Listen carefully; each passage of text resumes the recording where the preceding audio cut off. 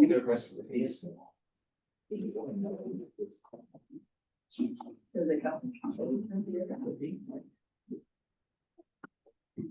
Calling to order the Oregon Coast Community College Board of Education meeting on Wednesday, October 15th, 2025 at 6 p.m. Okay. Well, welcome everyone. Thanks everyone for being here. Appreciate everybody in attendance. I just want to remind everyone that pursuant to state Oregon law, this public meeting of the Oregon Coast Community College Board of Education will be recorded and posted on the college's website within 7 days of the meeting. Hayden, could we have a roll call, please? Yes. Bud Shoemake, I'm here. Chris Chandler. Here. I'm here, sort of. I'll be in and out. Rich Emery. Paul Skydaba. Here. Debbie Kilda. Here. Marion Mann. Yeah. All are present. And Patrick is not present. Oh, Patrick Alexander is excused. He's excused, yeah. Okay, so we welcome you, and I think we have a couple introductions, or at least one. Because I don't think I haven't met Hayden yet. Oh, Sorry. my goodness. I'm so sorry. This is Hayden Wiggins. She's the HR coordinator, and she has graciously agreed to step in and help the board while we're in the transition phase. Lori has moved on to a different position here at the college, and so we're currently recruiting for the executive assistant to the president and the board of education. So I'm glad that you mentioned it, Debbie, because we will be reaching out to you to see if you'll be available to be part of the search. So Thank you.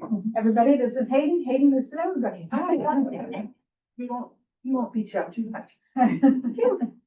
Okay, so, we are, the agenda, are approving the business meeting attendance or minutes from last meeting. Yep, you all should have those in your packet, I believe. I make a motion to approve those minutes as presented. Second. Any questions, discussion? All in favor of approving the minutes? Aye. Opposed? Actually, we actually do need to do a roll call vote. Oh, we do have to. Really, for all of it now? Oh, I'm sorry. Okay. Sorry, Hayden. See you, Hayden. Bud Shoemake, Yes. Chris Chandler, Yes. Paul Skydaba. Yep. Debbie Kilda, Yes. Marion Mann, Yes. Rich Emery. Yes, That has been passed. So finalizing the agenda, is there anything to change on it? Anything to add, change?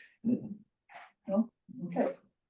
And any public comment? Is there There was no public comment. no public comment?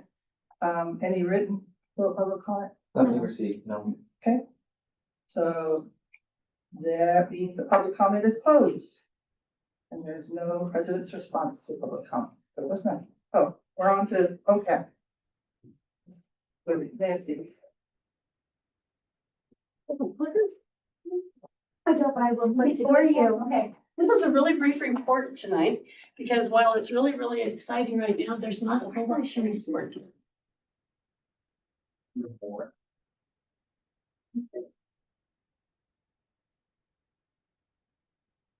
Mostly I wanted to show you guys some good pictures, so.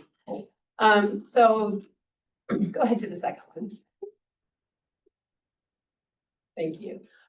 So the design is 75% complete, which means that we'll be ready to go to estimating here shortly. Next week, we've got a cost estimator on board, so we'll be sending those documents to him, and they'll be coming back with a more realistic cost. If you remember, we did a cost estimate of 50%, and that was a lot of contingency added. And so this will be bringing the cost into a little more realistic number. Obviously, if you look outside, the phase one construction has begun. I'm going to show you a couple of pictures just because you guys didn't get to stomp around in there today, but I did. So I'll show you what it looks like. One of the most exciting things about it is that we did come to an agreement with the local watershed, and they are taking everything that they can including the root balls, to use for their projects. So it was gonna be like a $20,000 bill just to take all of those trees to the dump. And the watershed is actually providing them transportation, and they're gonna be able to use everything that we can give them. Right. So that's a very exciting. Which watershed board is it? It's Lincoln County, I believe. Lincoln County watershed. Coast, what, mid-coast. This is the latest picture of the entry. I couldn't resist. I had to show you that one again. This one has the actual color that's been chosen. And that's not the landscaping we're gonna use, but that's what the building is gonna look like, the entrance now. And did we end up with the green? Is that what we went with? We went with the green. The only other change that we made was there was a brick skirt going all the way around it, which was an attempt to tie it into the new building, but the more that we all looked at, the more we didn't like it. But we like the concept of tying it into the main building. So now the brick skirt is just beneath the windows. It's just more of an accent. And it's gonna be a pretty significant cost savings as well. This is what it looks like out there. That used to be that forest that you couldn't see through. The neighbors are being very nice about the fact that they've lost their forest, but it is very cleared out there. This is the good side of what it looks like. Go ahead, Hayden. This is the bad side of what it looks like.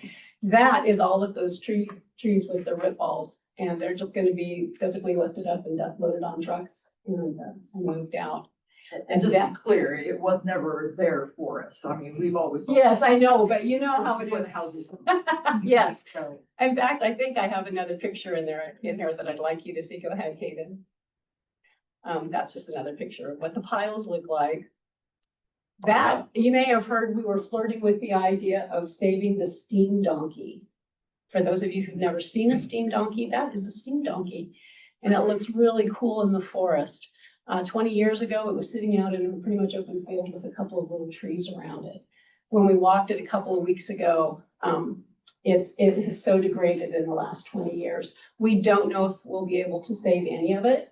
We're still holding out hope to at least save a portion of it. is that a current picture or what? That is 2 weeks ago.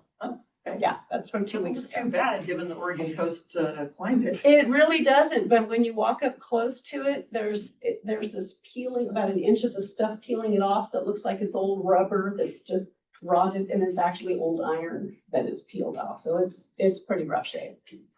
And if we can't salvage it, we are planning to save some of the bigger parts and creating some kind of a, Insurance or something? yeah, I don't know what we Something call cool. that, some kind of a visual display to Insurance or something Yeah. from the. represent the history, yeah. Yeah, We'll see what happens when it gets moved. yeah. This is a picture of what the gentleman was doing today. This machine here is literally ripping the trees out of the ground and stacking them in the piles. But you can see the steam donkey off to the left there. And he's just swirling around it. Like it's not there. It's awesome. Was I there got- any sellable timber? Were there any trees that were big enough? There wasn't anybody who was willing to take them. It was too small of a project. They're hemlocks, so they're not, the marketable like Doug fir. Yeah. There just wasn't anybody that was willing to take on the project that wasn't gonna cost us more than it was for. So that's the exciting thing about the watershed being able to use it is they're gonna have some really good function, including the root balls, which you can do nothing else with. So. So the upcoming milestones, 75% construction cost estimate due in early December. We'll start with the phase two, the phase two design for the building shell and the site utilities will be ready in November. There's gonna be a lag once we get the property all cleared off and they're gonna dig it down and put the gravel in, then there's not gonna be any action until February because we don't want to try and construct during the wet season. So, we'll get the design ready and the permitting ready and everything done by the end of the year, but then we'll have this down period until February. And that's it. I guess my partner took out my other picture. I had this really great picture in there of the property line right next to those houses. It has it on it. They did an amazing job. They got a couple of feet away from those houses and no damage was done to anybody's property at all. It was really terrific. But I don't want to steal Chris's thunder because he's going to talk more about the individual projects. Anyway, do you have any questions? Awesome, that's great, let's move it along. I It think is- Marion might have. Oh, Marion has her hand up. Yeah, I was just wondering whether, when you talk about the watershed people, are you talking about the Mid-Coast Watershed Council? Yes, Thank you. I've been calling it Lincoln County because everything's Lincoln County. That's okay. Well, thank All right, thank you. Thank you. you. Mid-Crescent Street. Orchard. Yes, so, you have, my report in your packet, and my report stands as written. A couple things that I want to point out, some, interesting activities that we've had, very positive. One of the things that we did, as you know, we started our fall term, and we did an event that we call OCCC Cares, which I would bet that we're one of the only colleges that does this. We actually have a team that is broken up, and we call individual students, every student that's enrolled at this institution. So I had a list of 18 people that were given to me, and I called them and simply asking them, how's it going? What do you need? Is there any resources that we can provide to you? And I had met some great people and had some really good conversations, and I'm really proud of us for doing that as a college. And so, yeah, that was a fun event, kind of like a telethon setup we had. Do we have any sort of aggregated data, anonymous? Obviously, we wouldn't be able to say, Bob doesn't like X or whatever, but do we have anything that takes the input that we're given and puts it together so that we can see that? I don't believe we do, no, because each person is individually calling and then, pointing people to the right direction as far as if they need anything. So I don't believe we're tracking that, no. Just curious. Definitely something we could do in the future, though. Just wondering if there's any trend. Also, Paul and I attended the Hatfield ribbon cutting, which was a great event for us to be at because we have 8 students that are living there right now, which is a wonderful partnership with OSU Hatfield. I am extremely grateful to them for thinking of us when they designed that and actually asking us to participate there and have our students housed there. So that's a great thing for our college. Paul and I also went to Coos Bay to the Oregon Economic Development Summit, which I found very valuable. Learned a lot down there. And then as far as where we're at fall term, this is pretty hard to believe, the numbers that I'm going to give you here, but for fall term right now, our enrollment is up 49.5%, which is absolutely mind-boggling. And a big reason for that is the new opportunities that we're providing, basically adding more sections of courses, the great work that's been done by our nursing director and our welding folks to really increase those programs, and the partnership that we have with the Lincoln County School District, because part of that is our dual credit, which is up over 50% with the high schools right now. So there's really good work happening. Community ed is also way up. And in fact, this is going to be shocking as well. Already this far in the fall, we have 625 seats registered for our community people that are taking courses with us. And I believe there's like 69 different classes that are being offered. And so really good work happening there. And SBDC, we have 37 registrants that have signed up for the small business management classes starting this term. So it's 37 more people in our community whose businesses are being served through our SBDC. And I want to remind everybody that's a free service that we're giving to the community. And then I wanted to call out the good work that our IT folks are doing. Alex is here in the room, and Spencer, the two of them, 321 email threats were blocked by the Barracuda system this month alone. And our Dark Trace system intercepted approximately 6,000 spam, phishing, and impersonation emails in just this month alone. So the work that Alex and Spencer are doing to keep our systems safe is just amazing, and I'm grateful to both of them for that. As you heard, most of the trees, for the OCAT building, are down, and we're continuing that process. And again, like Nancy, I'm not gonna steal Chris's thunder because you're getting a report from him. So that is my report. Are there any questions or anything you want me to follow up on? Okay, Thank you. I think I'm next on the agenda as well, which is Or Community College Association report. OCCA Association report. Again, that report is in your packet. That report stands as written and it comes directly from OCCA to be shared with our board members. Again, you can read the stuff that's in there, but there is something that I do want to point out, and that is that at the OCCA conference, which is happening November 5th through 7th in Hood River, I hope that you all will attend if you can. One thing that's going to happen is if you missed the board training that we received at the summit, that training will be offered again as part of that conference if you do attend. So if you did miss that training, you're welcome to come to the conference, get the training there. But the other thing that I want to point out is that our own Vice President of Academic and Student Affairs, Bruce Clementson, is going to be receiving the Camp Cruise Award this year. And I just want to say, and I want to highlight the significance of that award. It is the only award given annually that is voted on specifically and exclusively by the 17 presidents of each college. Bruce was selected and he won that award with a unanimous vote from all 17 presidents. This, folks, is not just any award. This is a lifetime achievement award to what Bruce has given to the community colleges. It's a big deal. And so if you are available to be there, it's going to be quite the event. And I have been tasked with the honor of presenting him the award. And I'm very excited about that. So. Yeah.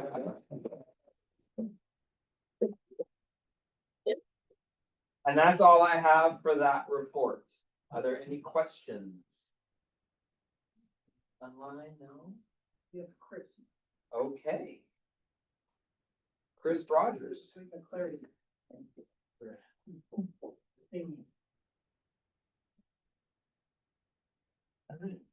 Thank you, everybody, for having me. Today, I'm here to talk and give everybody a either a refresher or show you the world of the Clery Act and give you a facilities update and kind of just a general overview of facilities. I'm sorry, I don't have anything OCAP related in here. I didn't want to steal Nancy's thunder, and then so I'm doing other things that are related to the bond, which is what we're calling summer fix-it package. So there's a whole bunch of stuff in there, but I'll get to that when we get to a slide about that. And that's mostly going to be deferred maintenance and renovations and upgrades. So Clery Act. Clery Act was passed in 1990 after the murder of Jean Clery. It requires that any institution administering federal financial aid has to provide crime statistics and arrest records on their controlled properties. So our controlled properties would be Walport, Newport, Lincoln City. We do not report on student housing. That falls under OSU's reporting stats. So jump to the next slide. We just submitted our stats on October 6th. It's another year of 0 reports on every category.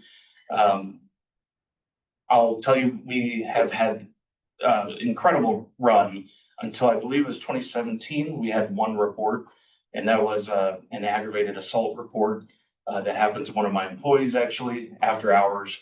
But there was actually no arrest out of that. So, but it was a reportable crime that did fall into that. So, but since then we've had 0s across the board, which has been very good. So. Yeah, exactly. So part of the Clery Act requires what we call ASR, the Annual Security Report. This document, I believe everyone got a copy of it. It houses all of our data from those reports, and by reports, that is me reaching out in the middle of the year to all of our local law enforcement. So we do Lincoln City PD, Lincoln County Sheriff's Department for Walport, and then Newport PD here. And I added Toledo. I don't believe Toledo's in our geography, I can't remember, but you're doing that preemptively, which I don't know, just puts us ahead of the curve, hopefully. So we sent a letter out in September for that, and then we report all the findings from that in October. Also in this is preventative measures, so there's some basic emergency management stuff in there. Also lists a bunch of resources locally, so contacts for places like my sister's place and other entities. So moving on to facilities, this is a breakdown. A bunch of you have seen this before of the properties that we own, a square footage and their age. Right now, we're at a total square footage of 116,000. Soon, that's gonna jump to 130,000, right? 140,000, sorry. In those buildings, we have everything from boilers, air handlers, generators. We call them crack units. I know that sounds kind of funny, but that's computer room air conditioners. All the way down to forklifts and scissor lifts. And yeah. So here's some of the recent projects that have been funded by our bond campaign. Most notably, right when you walk in, obviously the trees, but you'll see every building has been repainted, pressure washed, brick has been resealed, recaulked, and then metal bracing is going to be getting painted next week. So on the left, you can see on the top is a before picture. On the bottom is after. That was freshly painted, so it's really striking how that looks, but it's not that dark, but it looks pretty good. I like how it looks out there now. In Lincoln City, I am sorry, Dave, he has been evicted out. That's his office right there. So the windows have been removed. We found that the drain tray for rainwater that gets through the window was installed upside down. So it didn't tray as well as it should. So it got torn out. Everything around the window has been torn out, and then we even got involved in removing some masonry. So we've got a bunch of brick off the wall right now and some really nice hoist holding up the brick wall there. We aim to complete that at the end of the first week of November or the beginning of the second week of November. And we'll have new carpet in there, new everything, and be re-inhabited. On the far right, that was a picture from today. We just installed brand new boilers over there. There's a lot still ahead. We got another week and a half of work on that. We had a crack in the previous boiler, or one of the previous boilers, and they just have reached the end of their age. And these are much more efficient and have a much higher capacity for this building, and should serve us pretty well for many years to come.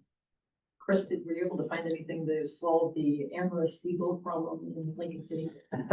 Oh, man. Having a different flair to our last board meeting there. Yeah. Oh, man. Did I report on that? I told you guys about that. Yeah, the seagulls are persistent, as Dave will tell you.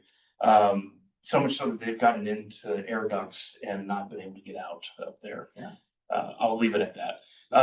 We've actually put a much stronger steel, just breathing gate there that they should not be chewing through for many years to come, I hope. Dave, have you heard banging around in the ducts? Nope, it's nice and secure. Nice and perfect.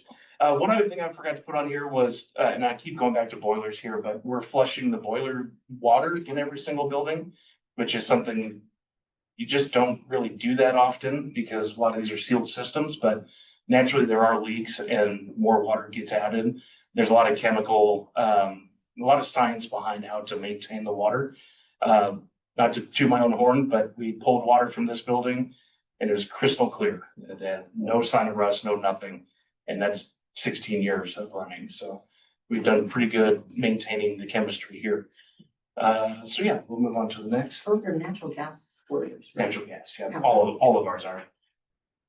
All right, so projects to come that are also bond funded that have, this is deceiving because we've been working on these for more than a year now.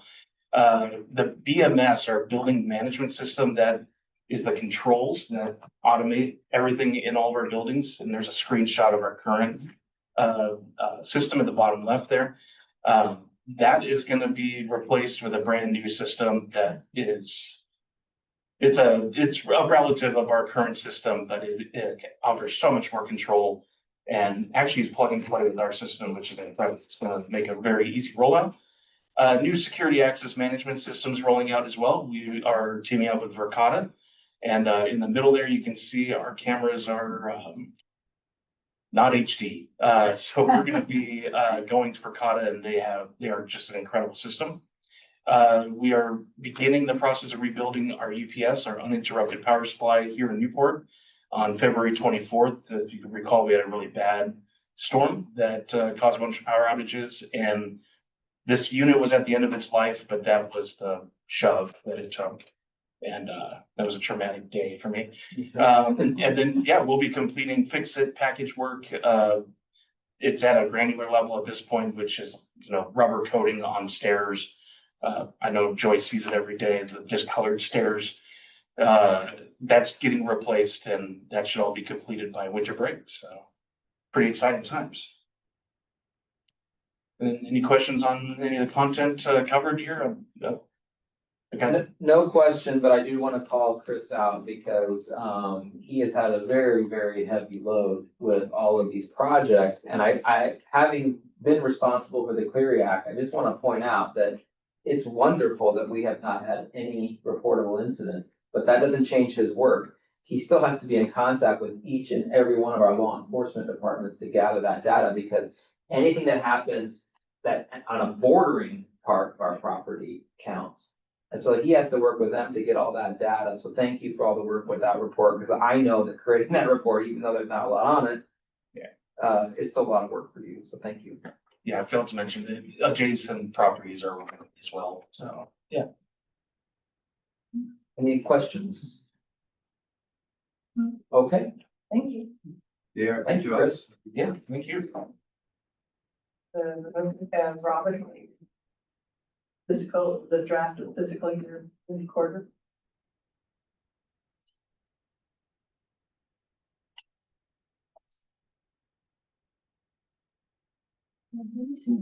Agenda. All right, so this is basically the draft of what fiscal year 24-25 came out to be. It might move a little bit, based upon when our audit gets done, if there's any audit adjustments that come out of that process, but they're usually very small. So I don't expect any of the numbers to move very significantly. So starting on page 2. Okay. I'm just gonna do part of it. All right, so starting on page 2, our general fund. So we had another great year in the sense that we finished with revenue 15% over budget, which is always the best scenario. Our property taxes were up a little bit. They're typically not a place where we see real significant, increases or decreases. It's usually within a few percentage points. But our tuition and fees were up 14%, thanks to the enrollment increases that we had even last year, which are smaller than the enrollment increases we're having this year. So it's been really exciting to see what our numbers do. Our donations, which is the nursing program support, basically, that came in at 50% over budget. Interest was 7% over. And then our miscellaneous revenue, that has that employee retention tax credit money in there that we knew at the, I think back in June, we were talking about it, the first check had come in. So we got half of it last year, we got half of it this year. So we've got a nice little nest egg that we've been able to, put aside for right now, which will be good to have going forward. The only place that we didn't have revenue exceed budget was with our federal work study. But I think I've told you in the past, that's like a pass through. We really don't have much control over that. It's just a matter of how many students want to come and take work study positions. We have a budget that we throw down, assuming that we'll have a certain number of them. But if they don't get filled, then we have, budget left over basically, because we don't get to bill for positions that nobody was in. So that came in a little bit under. But overall, the revenue as a whole was 15% over. So then with our expenditures, we went the opposite direction and went 16% under. So the personnel costs were well under budget, 17%. Sorry, I'm so froggy. I'm having a lot of trouble with the mold.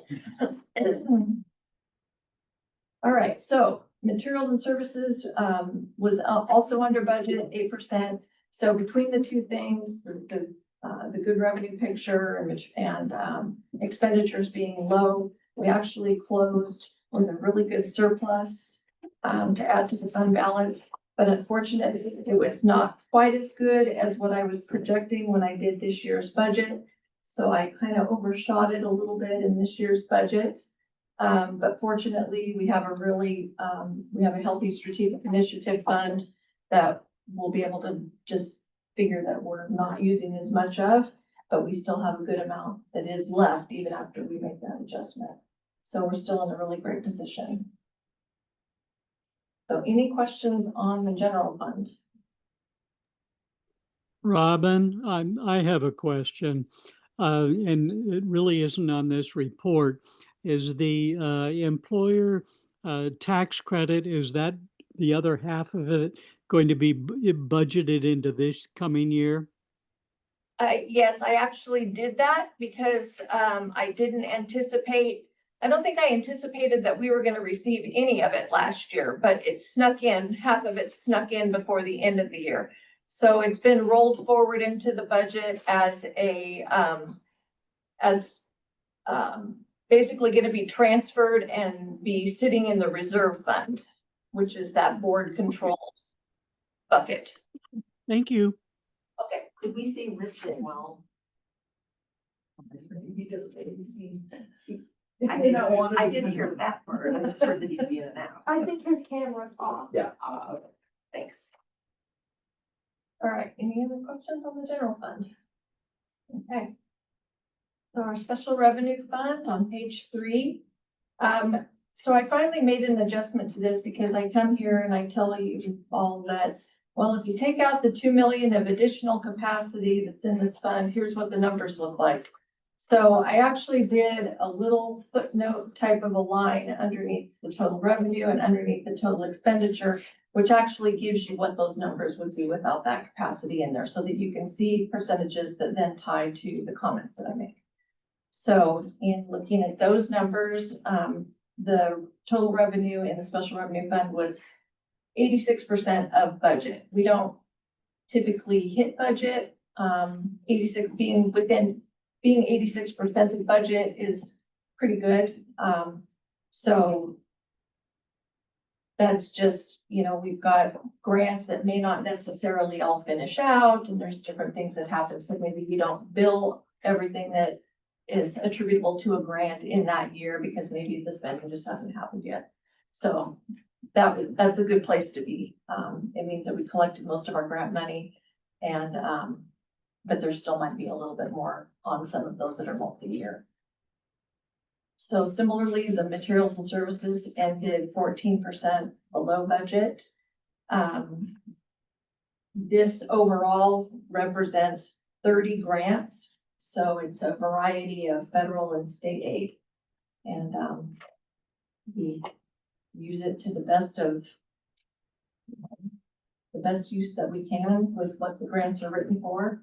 And we hope to continue to see some state money coming in and some federal money coming in, but we'll have to wait and see what that looks like for this year. Any questions on the special revenue fund? Good job keeping track of 30 grants. We have 2 people in the finance department. That's what they do, and they do it well. All right, our debt service fund. So in the prior year, our revenue collections of property taxes, whatnot, were about 4% over budget, and that's where we came in this year also. So that equated to about 99,000 extra in additional revenue into this fund. Both property taxes and interest came in over budget. That made up for the shortfall in our little PERS liability set aside, which is that pot of money that is a function of how much payroll we have. So if our payroll is not as high, then that set aside comes in at a lower number than what we potentially budgeted. But that overage in the other two pots made up for that shortfall. All of our debt payments were made according to the schedules, and we can say that we paid off our first set of bonds, and they're gone, and these buildings are free and clear in that regard. And we'll start now, obviously, with our next round. The nice thing with this fund is, I think you all already voted on this, but this is the one where whatever remaining money that we had at the LGIP and the debt service fund, we get to roll forward and use to put against our new set of bonds for making those payments. All right, any questions there? Okay, capital project fund on page 5. So we have collected 93% of what we budgeted for revenue in this fund. 649,000 of that was unbudgeted interest. So that's fabulous. We have not collected the 8 million from the state yet, the match, because it's a grant where we need to submit expenses to them. And so Nancy Kiki has it on her radar to do that at the point that we need to get that money moved in. Project spending for last year was essentially only 4% of our total. And obviously we have more in this fund to use than what we had thought it would have because of the premium that we were able to sell the bonds for, and then this interest that's coming in. So pretty awesome. All right. Any questions on that one? Our bookstore, page 6. So we've seen yet again a little bit of improvement in the revenue. This year we ended up 8% under budget, where last year we were 9% under budget. So we're just kind of chipping away at that, hoping to get to a place where we're hitting budget and hopefully exceeding it. Our overall expenditures in this fund were 17% under, because both personnel costs and the materials and services were under their respective budgets. So the upside is that it allowed, even though revenue was a little bit under, because of where the expenses were, we were able to finish with actually a surplus in here that ate away at that negative fund balance that came forward from the years where we were struggling to make that transition of revenue streams and not having as many textbooks being sold. So the bookstore, we're very happy about the bookstore. And it's doing gangbusters this year. Our sales in there, we've been hitting $600+ days, which I know doesn't sound like a lot, but that's not at all what you were used to. We're doing it day after day. So it's yeah. Can I say something about the bookstore? One thing that you should know, yes, we're running at a slight deficit, but that is not because of the quality or the volume that we're doing. We could just easily raise prices and we would not have this, but we don't want to do that, because what we really want to do is give our students the best options that they have. We know that our students are in need, and a lot of them don't have a good place to find an affordable meal. So it's really important to us that we keep those prices as low as possible. And that's one of the reasons why we're down, just so that you know. The other thing is that we could be having textbook sales for all of our classes, but our instructors have done a really, really good job of reducing those costs by using a lot of lower cost texts, OERs, those types of resources. So the students in many classes don't have to pay for textbooks. So on the one hand, that hurts the revenue, but on the other hand, it's the right thing to do for our students. So very proud of the work that they're doing. Yeah. I don't know if there's anywhere else you can get a $6 hamburger for lunch. Yep. Yeah. And it's a good one. It's delicious. Yeah. All right. The next page, page 7. So our internal service fund did really well, as it usually does. We were under budget in both areas, but because the under budget of the revenue was less than the under budget of the expenditures, we have another good surplus in there. So this fund, it doesn't always hit budget, but it does tend to kind of build a surplus because the costs in there just remain low. And when you break it out between the two functions, the unemployment portion versus the printer and copier usage, we had very low claims last year for unemployment. We collected more than enough into the fund to pay those claims, so we had a little bit of surplus there. And then we did make a change to how the departments were being charged for the printer copier usage.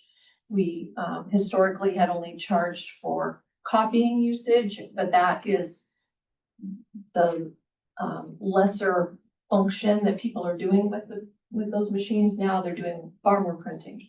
So we've been able to go back and through the meter and be able to see what the departments are using for printing, and now we've adjusted. So we were able to have a little bit of surplus then in that regard, and we'll be able now to build up the nest egg that we need to be able to replace equipment as we need to. So that fund did well as well. Any questions on that one? Okay, and then last but not least, our reserve fund. This one is similar to what I reported last time. Obviously, we paid our initial roofing costs out of here while we waited for the bond funding. We reimbursed those costs, all except for $200, and I'm just not sure what happened with that last $200.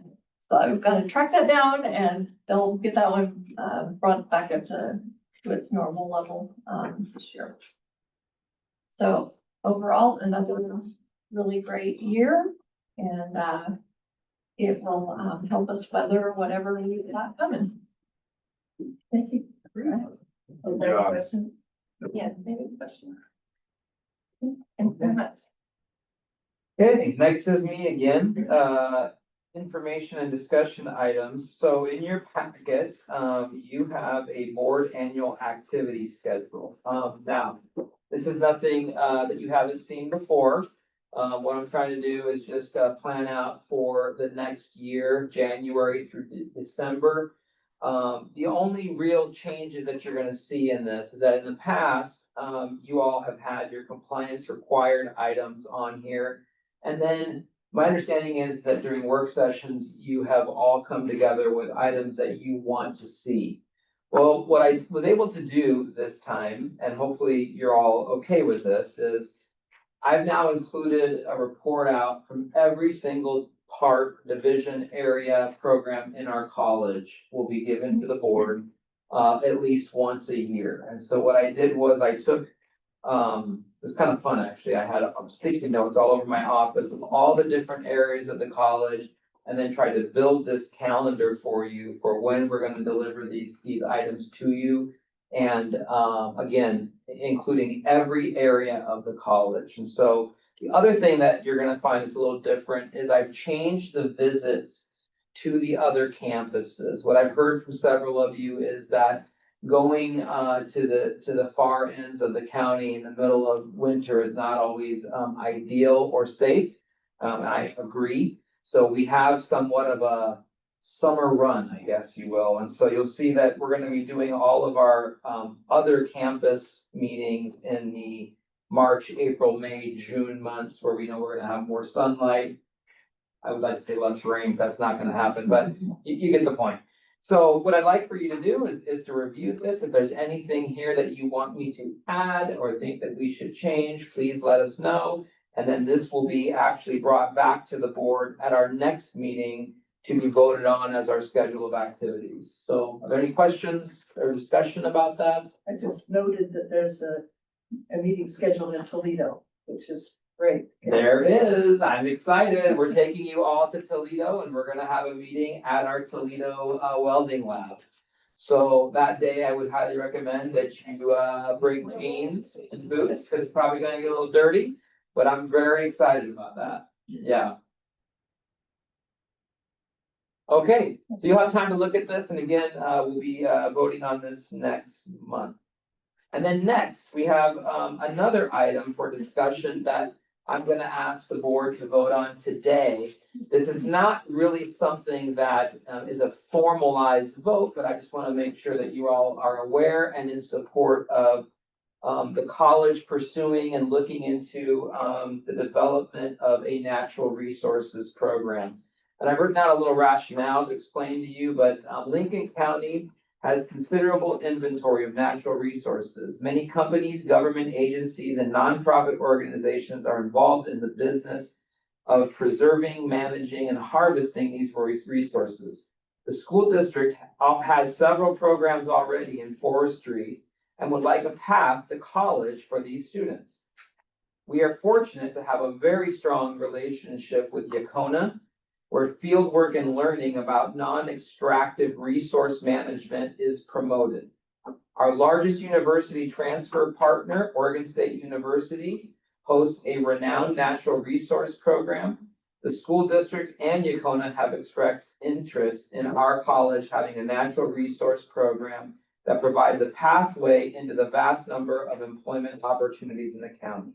The college is going to seek tonight the board's approval in investigating the development of a degree in natural resources. So again, what we're trying to do is just let you all know what's happening and hopefully get your support in Bruce and our academic area, looking at how can we build a viable natural resources program that is in line with our school district and in line with Oregon State University, but partners directly with Yaconah, where our students can do their canned field work up there at Yaconah. So that is something that I'm going to ask the board to approve in our action items later tonight. But is there any discussion, questions, anything you want to know about that endeavor that we're undertaking? Is that could be like a kind of a take-up process, or is it more just exploratory right now before it becomes a formalized process? So we're not really developing any curriculum. And Bruce, please correct me if I'm incorrect. The curriculum already exists, because what we want to do is make it so that we are in line with the curriculum that the school district's already providing, and everything transfers directly to Oregon State so that students can come in as, say, like a junior and transfer all their stuff in. Bruce, am I accurate what I'm saying? Yeah, so it's really getting OSU, taking everything that we currently have and seeing what it would take to line up to OSU. So this would be a transfer degree that is only tailored to Oregon State. It's not going to all programs in the state. This is working straight with them, straight into their program. So they finished 2 years here and they are a junior in the College of Forestry in the Natural Resources program. No questions asked. Everything counts. Are there other associate degrees that are locked in like that other community colleges in the Oh, state yeah. offer that only go to Southern Oregon or Western Oregon? Yeah, Lynn Benton has almost 50 degrees that do that at Oregon State University alone. So OSU is very into this type of model. It's not a broadly used model, so really LB is about the only one that uses it. So the Associate of Science degree is a transfer degree, and when you can tailor it specifically to a university program, and that's what we're going to do. And Marshall, you mentioned non-extractive in your comment specifically, but Georgia Pacific is our largest private employer for profit. Would it also include the sorts of things that GP and other forest products companies do in the county? Yes. They probably have people on their staff that have to worry about those kinds of issues, so it could work into their. So extractive and non-extractive. Yeah, so I think the way that Bruce and I and with our partners, and again, we've been in a lot of discussions with the school district, with Yaconah about this. The way that we envision this is that, in order for the program to be transferable to Oregon State, it's going to have to meet a lot of things, the needs that you're talking about. But we can offer also additional perspectives from that regenerative, non-extractionary right here at Yaconah, which is what they're doing. And so that's kind of our goal, is to be able to give students a well-rounded education that looks at both sides of that. And then the students can ultimately make a decision what they want to do with that as far as their industry choice. They would hopefully leave here with an associate's degree and then maybe decide to stick with that and go right into industry, or decide they need more training to go to OSU. Am I correct in what I'm saying, Bruce? Yeah. And last I heard, Georgia Pacific was the state's largest recycler, so it's not all distracting. I've actually heard that as well on the tour that I went on. They said that, yeah, which is amazing. It's a lot of volume. Yeah, So Marion has a question. Marion.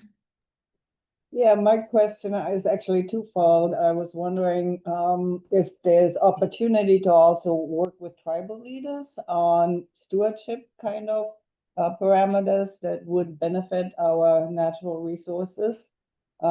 Because non-extractive, I agree that we need to have ways to restore forests rather than having plantations in place that are not really the ecology that a forest really presents.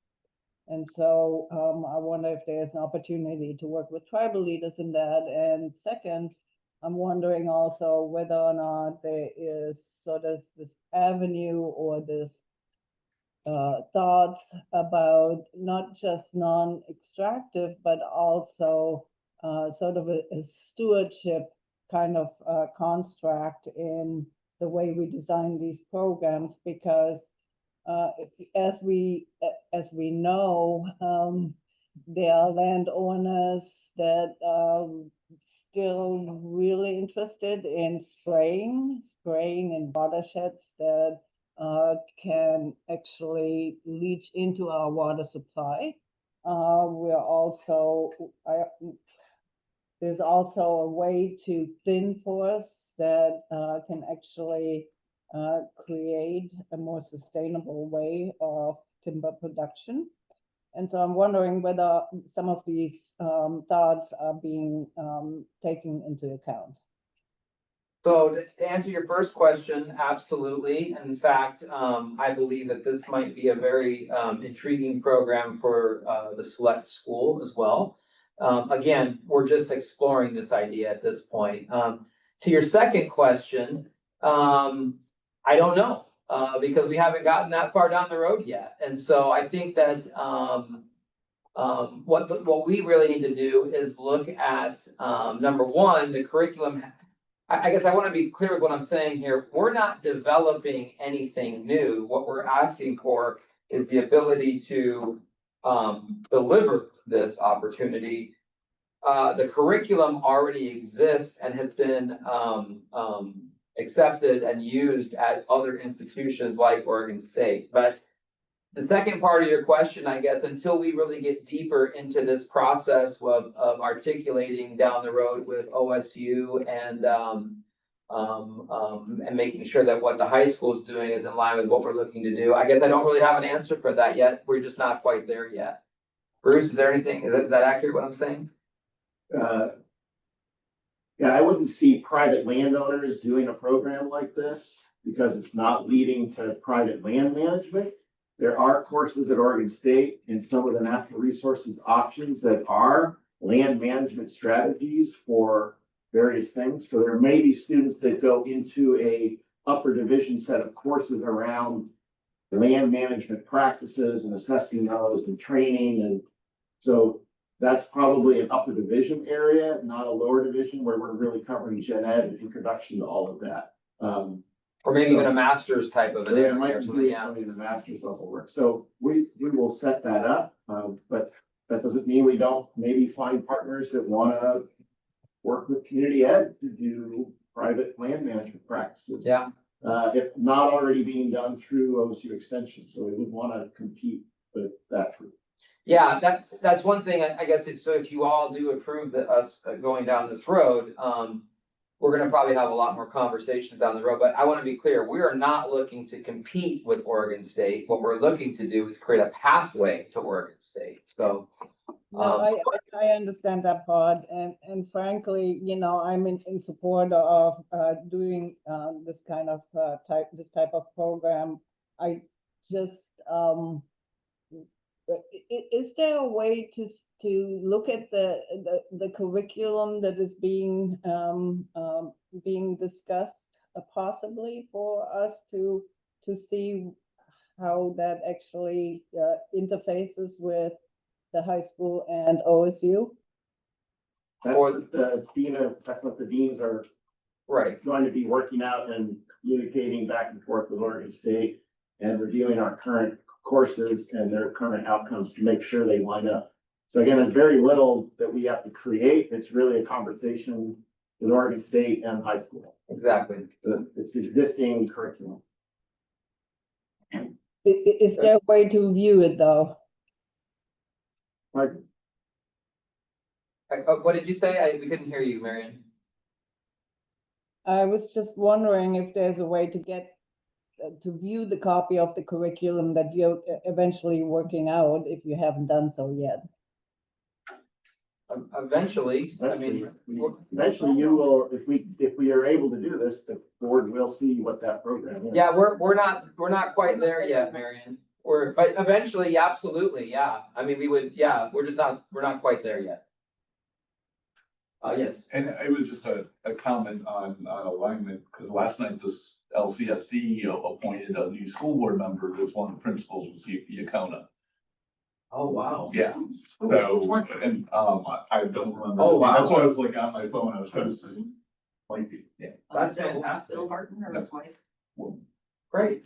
So, but like what you're saying, if there's alignment there, there's Well, leadership at the school district, that's. And Siletz Valley School is offering the first time a dual credit course of one of the courses for the first time. That is, they have a grant that they share with Yaconah around natural resource development. And one of the courses in this, that would likely be in this program, is being taught as dual credits. So those Siletz Valley students are going through Yaconah and will be getting dual credit for this particular forestry course. Yeah. Yes. I serve on the Lincoln County Extension Advisory Council, and there is a very active small woodlot owners group in Lincoln County, believe it or not. And also, Bud could correct me, but I think the Confederated Tribes of the Siletz own timberland that they are using and replanting and Okay. shepherding and doing. So they might be interested in studying one partnership. Great. A lot of opportunities for sure. Yeah. So that's great to know. I will say that the people that, we're working the closest with right now is, obviously the school district, Yaconah and Oregon State, but there's always room for more partners and we want that because that just gives more opportunities for our students, And right? maybe community ed. Yeah. Any more discussion or questions about this? So yeah, Marion, so there'll be more to come if we do go down this road for sure. Thank you. Okay. So we have other board reports, so foundation report or anything? I have You have one? Yeah. Oh. The Higher Education Coordinating Council, known as the HEC generally, that Ben Cannon heads up, received a pretty significant allocation of state funds a couple biennia ago. And they're using it to build programs and information databases, that kind of thing. They have a manufacturing industry consortium, and the other two industries they've targeted are tech and healthcare. And so I had the opportunity to attend one of their meetings yesterday, and I think there's some potential for at least data and potentially information that we could use down the road. Not right now, but it's a very large 34-person consortium, and it includes obviously lots of reps from higher ed, but also from school districts, and looking at ways we can better prepare our Oregonians for manufacturing jobs in this particular case. Might be useful for us once we get that new building online. Yes, Yeah. exactly. So I just want to give you the heads up that they're working on our behalf. Wonderful. Thank you. Thanks. Anybody else have a report that got involved in? No? Okay. Okay, so we're on to action items. Okay. Approved update of the college mission statement to read: at Oregon Coast Community College, we equip students for success by providing educational pathways and supports in response to the evolving needs of Lincoln County and beyond. That's what we came up with last time. That's correct. So. There, Anybody want to make a motion to, So moved, yes. Second. any discussion or questions about it? I like it. I do too. So we have a roll call. Hilda, Yes. Skidema, Yes. Patrick is excused, Chandler, Yes. Emery, Yes. Mann, Yes, Schumake. Yes. Motion carries. Thank you. Thank you. Okay, the next action item B is approve the college investigating the establishment of an academic program in natural resources. So moved. Second. Discussion? You guys are fast. I just like seeing my name in the minutes. Okay, Hilda, yes, Skidema, Yes. Alexander is excused, Chandler, Yes. Emery, Enthusiastic, yes. Mann, yes, Schumake. Yes. Motion carries. okay. Wonderful, thank you. Okay, action item G is the approve changing board policy 2210, Board of Education Officers and Staff to amend the board policy regarding the election process of board officers. Do we have a document relating to this? This was the discussion item that we had, last month about the, board policy 2210. And so we didn't really come up with any changes to it that we solidified, but I think that the question on the table is, do you all want to investigate doing that? Because that's gonna probably take a work group of some sort to, identify what that would look like. As far as I understand, the board policy 2210 was and correct me if I'm wrong, 'cause I wasn't here, but I believe it was initially adopted when you all adopted the OCCA board policies. So I think that what this would say is that you all want to investigate changing that based on the conversation that we had. And so if that did get approved, I think what we would want to do is create a group to say, what is that gonna say? What is it gonna look like? Does that make sense? I thought your review and outline that you emailed to us after the meeting was excellent Thank you. and really addressed what we were chatting about. So I don't see a need for changes. I don't either. I was gonna say, echo exactly what you're saying. You answered our questions and it feels like, it's in alignment with what the OCCA recommends. And it's flexible and it's not overly complicated or convoluted. So I'm perfectly comfortable with what we have. It's transparent, it's all there in writing. And also I believe it's been reviewed by the accreditation body that was accredited under, so. We need to have a motion to say that we are not going to look into that. Or do we need to do a motion in the positive? And I then think vote? it's, the way it was written was a motion in the positive to approve changing it.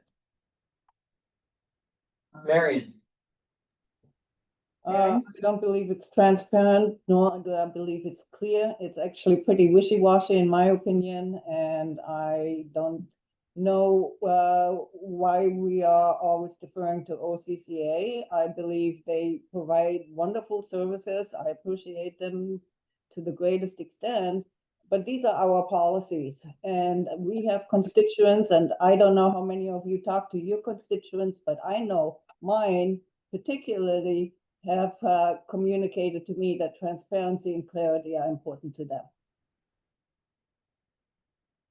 so is there a motion on the table, I guess? Is the question. I'll make the motion for the point of discussion and vote, to, look into the steps taken to approve changing, board policy 2210. Okay, Do we have a second? I'll second. Okay, any discussion about? okay, so yeah, any discussion? We have had discussion there. Okay, so, Okay, so hearing Roll none, call. roll call. Hilda, yes. No. Oh, no. No, whatever, no, whatever you want. Okay, we need to call the question. Yeah, what is the question on the table? It is to approve starting the process to change board policy 2210. Okay. No, Can you repeat that again? A motion to Yeah, approve so change? I'll repeat it. Sorry, I know that the audio is probably not the greatest. I apologize. So the motion that has been moved and seconded that's on the table is to approve changing board policy 2210, Board of Education officers and staff, to amend the board policy regarding the election process of board members. Thank you. Yes, ma'am. okay, Hayden, go ahead. Hilda, no, Fatima, No. Alexander is excused. Chandler, No. Emery, No, Mann, Yes. Schumake. No. okay, so. Motion Motion Does not carry. Denied. I don't know what the word is. fails. Fails. Fail. Okay, So announcements for future meetings. The next scheduled meeting at OCC Board of Education will be on November 19th, 2025 at Central Campus. And Zoom. right here. Yeah. Will there be turkey? Before we close, can I just say one thing? I want to give a special recognition to Hayden. Hayden, thank you so much for all the support that you have provided. This is not part of your job and you have, been absolutely, I mean, I just can't tell you how much I'm thankful for the work that you put into this, because this has been, a lot to put together. So thank you. Thank you.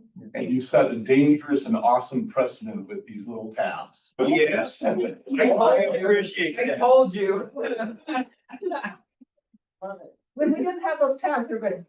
Very I'm helpful. so glad. That was her idea. I said, oh, Well, she couldn't figure out it either. Okay, so board is adjourned. thank you.